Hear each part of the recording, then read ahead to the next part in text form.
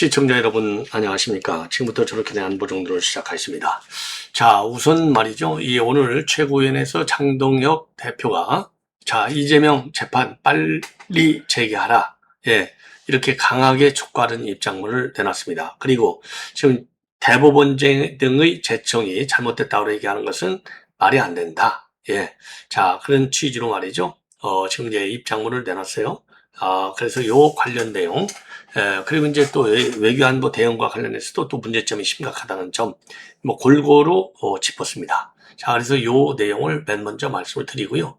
그 다음에 지금 이제 형소법 개정에서 검찰의 보안수사권을 완전히 폐지해버렸지 않습니까? 여기에 대해서 서울법대 명예교수인 이상원 교수, 제가 보니까 이상원 교수가 말이죠. 즉 그동안에 이제 경력을 쭉 보면 아마도 이제 진보 정도에 속하는 이 법조인이 아닌가 이렇게 생각이 들어요.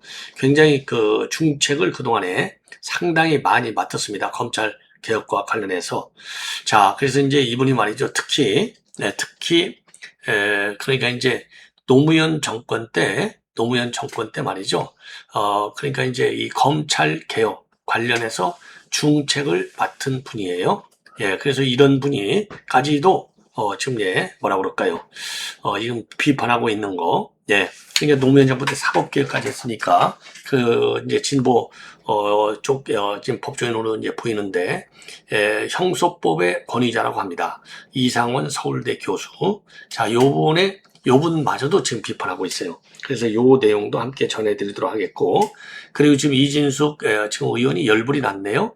자, 한마디로 얘기해서 김민석이가 최근에 이진숙은 여자 히틀러다 이렇게 했잖아요. 그래서 모욕죄로 고발 조치를 했습니다. 자, 이진숙 의원 잘못 건드렸죠. 예, 그리고 이제 마지막으로 용산 공원 설계에 직접적으로 참여했던 지금 한양대 조세환 명예교수가 이거 지금 이제 청와대에서 무슨 청년주택 짓는다, 신혼부부주택 짓는다, 말이 안 된다, 강하게 비판하고 나섰습니다. 그래서 여기까지 여러분께 자세하게 설명을 드리도록 하겠습니다. 자, 그러면 말이죠. 이 맨 먼저 지금 당동혁 대표가 오늘 지금 이제 최고위원회에서 국정 전반에 관해서 강하게 비판했어요. 자, 한마디로 얘기해서 조희대 대법원장 사퇴 압박을 하는 것과 관련해서는 이재명 재판이나 재개하라.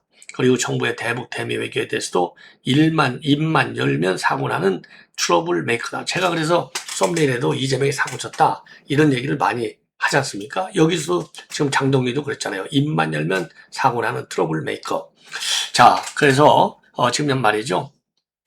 지금 민주당이 지금 조희대 대법원장에 대해서 사퇴를 공세하고 있는데 이렇게까지 된 것은 사법부가 스스로 대통령에 대한 5개 재판을 멈춰 세운 데서 시작한다.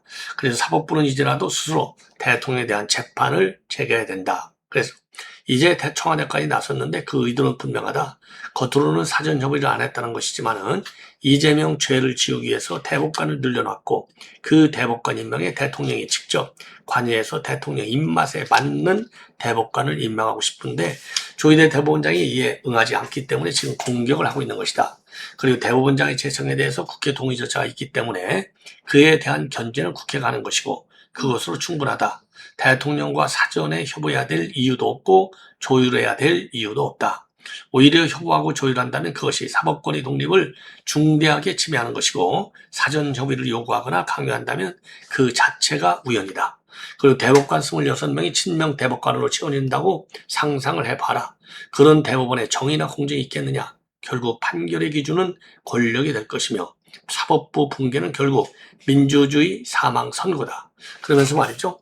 모든 독재는 사법 파괴에서 출발했다. 대한민국이 그 마지막 문턱에 서 있는 것이다. 이제라도 사법부 스스로 대통령에 대한 재판을 제기하고 재판을 시작해야 한다. 그것이 사법부의 독립을 지키는 것이고 대한민국의 미래를 지키는 것이다.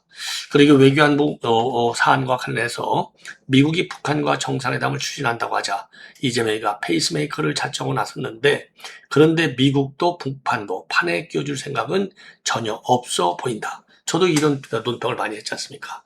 그리고 중국 왕이 외교장관은 조현 장관과의 회담에서 한국과 조선이 두 국가라며 북한의 두 국가론을 공언했다. 대만을 방문했다는 이유로 우리 국회의원 방중까지 거부했다. 미국은 배신, 북한은 조롱, 중국은 무시, 자칭 외교 천재라던 이재명의 처참한 외교 성적보다 옳은 얘기죠. 자주 외교를 하더니 자폭 외교, 페이스메이커가 아니라 입만 열면 사고 나는 트러블 메이커다. 한국만 빼고 미국, 북한, 중국이 한 테이블에 앉는다면 대한민국의 국익과 안보는 누가 지키는 건가? 이재명은 국민의 생명과 나라의 운명을 걸고 위험한 도박을 벌이고 있는 것이다. 즉각 중지해야 한다. 이렇게 촉구하고 나섰어요. 예. 그리고 정정식 원내대표는요, 한마디로 얘기해서 이제 조희대 대법원장 노영필 법원행정처장을 31일 법사위에 출석하라고 증인으로 채택된 거, 이와 관해서 비열한 망신 주기로 탄핵을 운운하며 사퇴를 압박하는 공갈 협박 청문회를 열겠다는 뜻이다. 민주당이 대법원장의 사퇴를 압박하고 탄핵까지 거론한 이유는 따로 있다. 지난 대선에서 대법원이 이재명의 공직선거법 위반 사건을 유죄 취지로 파기환송했던 것에 대한 정치 보복이다. 말로만 하는 공갈 협박은 그만하고 자신이 있으면 대법원장 탄핵소추 한번 시도해보라. 탄핵소추를 못하겠으면 조폭 같은 협박성 말잔치로 국민의 길을 더럽히는 일은 중단하기 바란다. 자, 아주 제대로 달렸다. 이렇게 생각이 듭니다. 예.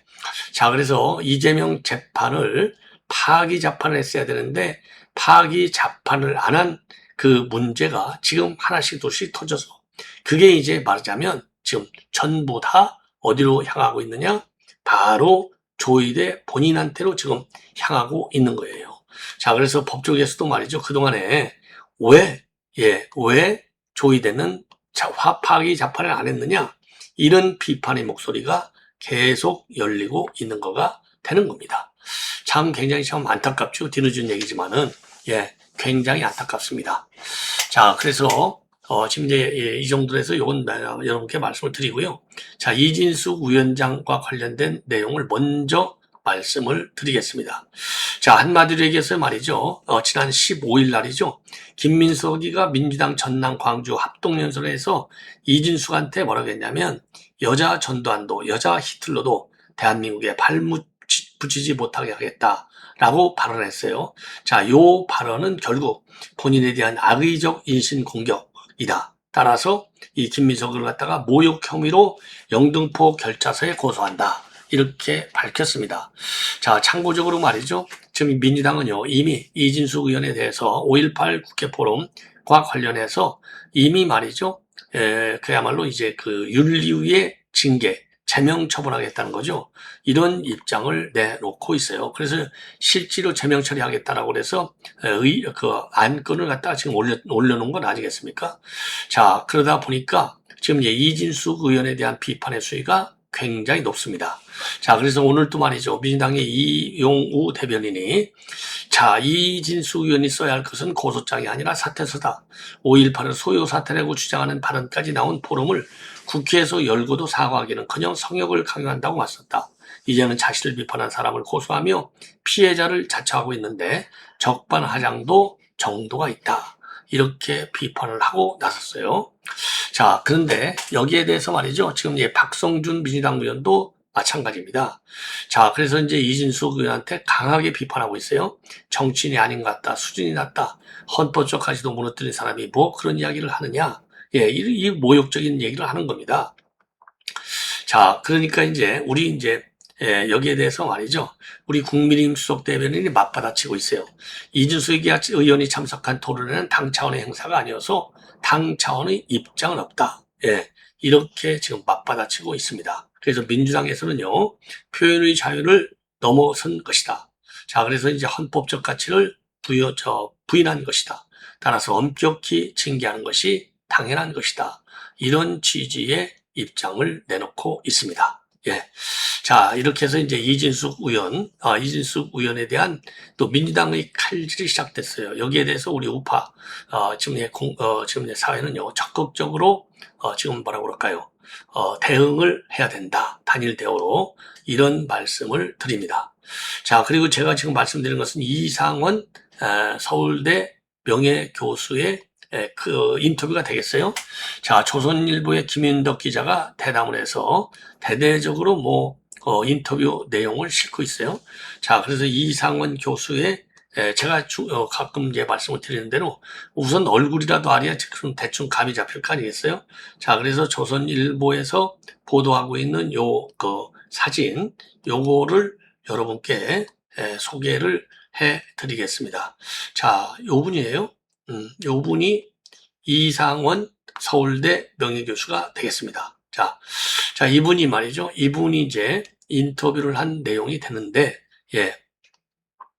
자, 이분의 이제 성향과 그 이제 커리어를 좀 한번 미리 말씀을 드리겠습니다. 그래야만이 여러분들께서 지금 이해하시기가 굉장히 편하시지 않을까. 장문의 인터뷰를 했어요. 장문의 인터뷰. 자, 60년 전북 정읍에서 태어나서 인천에서 컸어요. 광성고등학교하고 서울법대를 졸업한 뒤에 서울법대에서 법학석사 박사학위를 받았고 89년도 사법시험에 합격해서 춘천지법, 서울지법 판사, 헌재 헌법연구원 대법재판연구관을 지냈습니다. 그리고 2008년도에 서울대법대 법학전문대학원 교수로 임명이 됐고요. 한국경찰법학회장, 그리고 한국형사소송법학회장, 대법원의 양형위원장을 지냈어요. 자, 그리고 형소법에 이제 국내에서는 대단히 대표적인 전문가라고 해요. 그래서 이분이 얘기하는 검찰의 보안 수사권은 지금 뺀 거, 지금 박탈한 거, 이거 경찰 국가로 넘어가는 거 아니냐? 이런 강한 우려를 지금 제기하고 있어요. 자, 그래서 장문의 인터뷰가 되는데 한 5, 6분에 걸쳐서 제가 압축해서 여러분께 말씀을 드리겠습니다. 최근 통과된 형사소송법 개정안을 둘러싸고 법조계와 피해자 단체의 우려가 커지고 있다. 쟁점은 검찰이 보안 수사권을 폐지하는 조항인데 여당은 검찰이 수사권과 기소권을 함께 행사해온 구조를 바로잡고 수사와 기소를 분리하는 검찰개혁의 마침표라고 주장한다. 하지만 판사 출신의 형사법학자인 이상원 서울대 명예교수는 이거를 단순한 검찰 권한의 축소가 아니라 형사사법 절차의 오류를 고치는 안정장치를 없애는 조치라고 비판한다. 자, 그래서 이상원 교수는 검찰의 일부 문제를 고치겠다며 국가 형사사법 체계 전체를 흔드는 처방을 내놓고 있다고 경고하고 있어요. 자, 그리고 이상원 교수는 노무현 정부 시절인 2027년도 형사소송법 개정에 법원 측 실무자로 참여한 바 있어요. 당시 개혁의 핵심은 공판 중심주의와 직접 심리주의였는데 판사가 검찰 수사 기록만 읽고 결론을 내는 것이 아니라 공개 법정에서 검사와 변호인이 증거를 내고 다투는 과정을 직접 보고 판단하도록 한 것입니다. 위법하게 수집한 증거를 폐지하는 원칙도 강화했습니다. 즉 노무현 정부의 사법개혁은 재판의 중심을 검찰에서 법원을 옮기면서 검찰 권한을 견제하려 한 개혁이었습니다. 반면에 이번 개정은 수사 권한의 중심을 경찰로 옮기는 방향이고 이것은 과거 개혁과 성격이 다르다 이렇게 주장하고 있는 게 이상원 교수의 핵심 주장이에요. 여기서 핵심은 말이죠. 수사와 기소를 완전히 분리하면 권한 남용이 사라지느냐의 질문인데 검찰이 수사권과 기소권을 모두 가져서 막강한 권한을 행사해온 문제가 있었던 것은 사실이다. 그러나 표적 수사, 별건 수사, 과도한 압수수색, 정치적 중립성 논란도 있었다. 하지만 이상원 교수는 수사와 기소를 물리적으로 나누는 것만으로는 해결되지 않는다고 보고 있어요.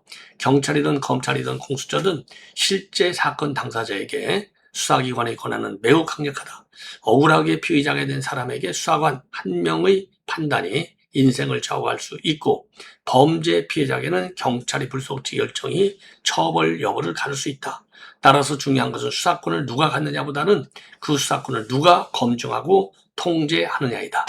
보안 수사권은 그런 검증 장치 가운데 하나다. 경찰 수사는 처음부터 완벽할 수 없다. 초동 대응이 늦거나 폐쇄회로 TV와 휴대전화 같은 핵심 증거를 제때 확보하지 못할 수 있다.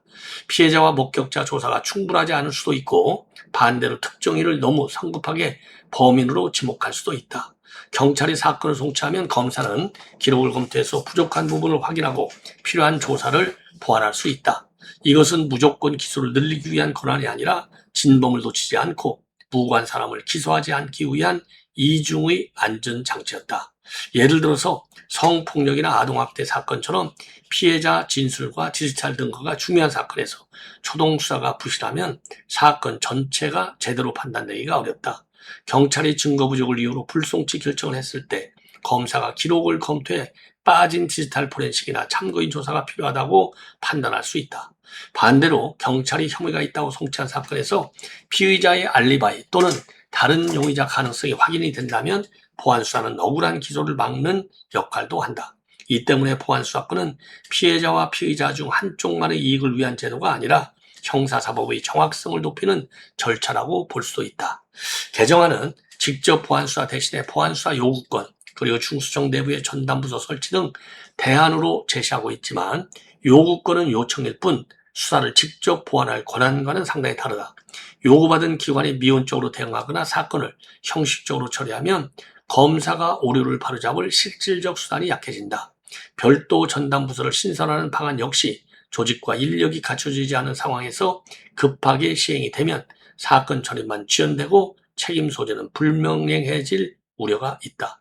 검찰이 직접 수사 남용이 문제였다면 그 범위를 좁히고 통제를 강화해야지 일반 사건에서 필요한 보안 기능까지 일괄 폐지하는 것은 지나친 방식이라는 비판이 제기된다. 특히 경찰의 불송치 결정이 더 무거운 의미를 갖게 될 가능성이 있다. 불송치는 경찰이 혐의가 없거나 증거가 부족하다고 판단해 사건을 종결하는 조치이다. 피해자는 이의 신청을 할 수 있지만 일반 시민이 수사 기록의 허점을 찾아내고 새로운 증거를 수집해 법률적으로 설득력 있는 주장을 하기란 쉽지가 않다. 결국 변호사를 선임할 경제력, 관련 정보를 찾을 능력, 시간적 여유가 있는 사람만 제대로 다툴 수 있는 구조가 될 수 있다. 국가기관에 하던 검증 업무의 부담을 개인에게 또 넘기는 결과가 나올 수 있다는 우려이다. 물론 국선 변호 지원을 확대하자는 대안도 나온다. 그러나 모든 피해자와 모든 사건에 충분한 법률 지원을 제공하려면 예산과 인력이 막대하게 필요하다. 더구나 변호인의 도움은 수사기관의 증거 확보 능력이나 강제 수사 권한을 그대로 대신할 수가 없다. 피해자 지원을 늘리는 일은 필요하지만 그것이 국가수사기관 내부의 오류 수정 장치를 없애도 된다는 근거가 되기는 어렵다. 피해자 보호와 수사 절차의 검증은 함께 강화해야 할 과제이다. 예. 그러면서 말이죠. 수사기관을 경찰, 중수청, 공수처, 특수사법경찰 등으로 나누는 것도 신중해야 한다. 기관이 많아지면 견제가 될 수 있다는 기대가 있지만 실제로는 사건 관한이 겹쳐서 중복 수사가 생기거나 서로 책임을 떠넘기는 사각지대가 발생할 수 있다. 기관별 실적 경쟁이 과열되면 무리한 수사 가능성도 커진다. 국민 입장에서는 내 사건이 어느 기관에서 처리되는지, 불송치에 불복하려면 어디로 가야 하는지조차 복잡해질 수 있다. 권력 분산이 곧바로 국민 보호로 이어지는 것은 아니라는 뜻이다. 검찰 개혁이 필요 없다는 이야기는 아니다. 검찰의 특수수사와 정치수사에 대한 통제는 분명 강화되어야 한다. 다만 개혁은 문제에 맞는 처방이어야 한다. 직접 수사 범위를 제한하고 영장과 압수수색에 대한 통제를 강화하며 수사 과정의 투명성을 높이고 외부 감시 장치를 실제로 하는 방식이 가능하다. 그런데 검찰이 문제를 해결한다며 보안수사 기능 전체를 없애면 그 비용은 결국 범죄 피해자와 억울한 피해자에게 피의자에게 돌아갈 수 있다. 결국 이번 논쟁은 검찰 권한을 줄일 것인가 말 것인가의 단순한 선택이 아니다. 검찰의 권한은 통제하되 경찰 수사의 오류를 다시 점거하고 바로잡을 절차는 어떻게 남길 것인가가 핵심이다. 제도의 목적은 특정 기관을 키우거나 약화시키는 데 있어서는 안 된다. 범죄 피해자가 정당한 보호를 받고 억울한 시민이 부당한 처벌을 받지 않으며 어느 수사기관도 통제받지 않는 권력이 되지 않도록 만드는 데 있어야 한다. 법 시행 전이라도 보안수사의 범위와 요건, 외부 통제 방식을 다시 정교하게 설계해야 한다는 것이 이번 논란이 던지는 가장 중요한 과제이다. 아주 굉장히 합리적이고 말이죠. 설득력 있는 인터뷰 내용이 아닌가. 자, 이렇게 판단이 됩니다. 예. 자, 시청자 여러분, 이렇게 해서 본 방송을 마치겠고요. 용산공원 관련된 내용은요, 제가 별도로, 요거는 또 설명할 내용이 많아요. 요것도 좀 조세환 한양대 명예교수, 용산공원의 밑그림을 설계한 분인데, 인터뷰 내용이 굉장히 깁니다. 자, 그래서 요거는요, 제가 별도로, 지금 방송을 편성해서 자세하게 설명을 드리도록 하겠습니다. 대단히 고맙습니다.